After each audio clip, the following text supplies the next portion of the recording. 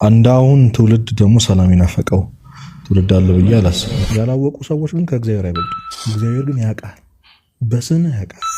በተለይ እግዚአብሔርን በዜሮ እንደማመን የሚያስደስት ነገር የለም። እውነት ግን ራስህ ላይ ተጽዕኖ ፈጥረሃል የሚለው ነገር ነው የኛ ፖይንት። ሰዎች መታወቅ ይፈልጋሉ። አዎ ይፈልጋሉ። ሌባ ሰላም የለውም አይደል? ቤቱ አይደለም።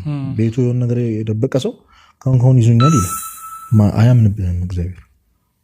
የሆንከውን ሆነ ራሱ አልተገኘም። በእድሜ ልክ ሆነ እንኳን አላገኘም። ከሞት ፍርድ የእድሜ ልክ ስርዓት ስለሆነ የሚያመሰግን ሰዋል። ይህ ሁሉ ጊዜ ቤተክርስቲያን ውስጥ ኖር ኦርቶዶክስ ሆነን መሰረታዊ ቤተክርስቲያን እውቀት አለ።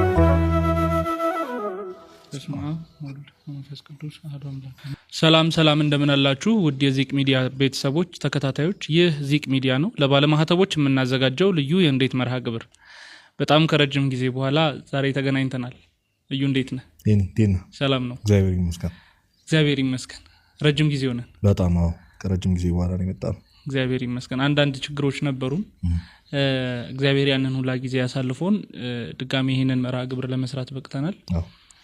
ስሙ የተመሰገነ ይሁን። አሜን አሜን። አዎ፣ ሳልናገር ማለፍ የማልችለው ነገር ምንድነው፣ ይሄንን ኤፒሶድ እንድንሰራ የረዱን ሰዎች አሉ።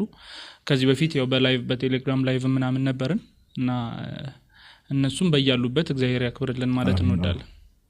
የዚህ ፕሮግራም የመቀጠል ምክንያቶች ሆነዋል። እግዚአብሔር ያክብርልን ማለት እንችላለን። ያው እንደዚህ ይቀጥላል ማለት አይደለም። ብዙ የሚያስፈልገን እገዛዎች አሉ።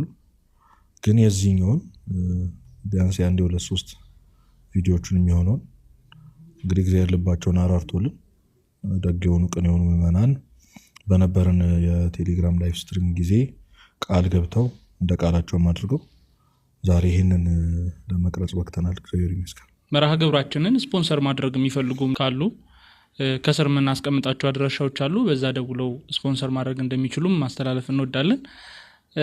ዛሬ አንድ ርዕስ ከኔ ነው ይዤ የመጣሁት። ዛሬ እጅህ ከምን አልልም። ምንድነው ስለ ሰላም ማውራት ፈለኩ። ምክንያቱም በተለያዩ ጊዜዎች ስለ ሰላም ይነገራል። ሰላም ሰላም ሰላም ይባላል ሁሉ ጊዜና ይህንን ሰላም በደንብ እስቲ እንደ ቤተክርስቲያናዊ እንደ ወጣት እንደዚህ ዘመን ኦርቶዶክሳዊ ወጣት ሰላምን እንዴት ነው ኤክስፕሌን የምናደርገው? ከዛ ውጪ በዮሐንስ ወንጌል ምዕራፍ 14 ላይ ጌታ እኔ የምሰጣችሁ ሰላም ዓለም እንደሚሰጣችሁ አይደለም ይላልና ስለዚህ ሁለት አይነት ሰላም አለ ማለት ነው። እነዚህን ሁለት አይነት ሰላሞች እያነጻጸርን ምዕመናን ደግሞ ወይም ደግሞ ኦርቶዶክሳውያን የኛን መርሃ ግብር የሚከታተሉ ሰዎች ስለ ሰላም ያላቸውን ነገር ከኛም ማግኘት የሚችሉትን ነገር ካለ ሼር እንድናረጋቸው ነው ሐሳቤ።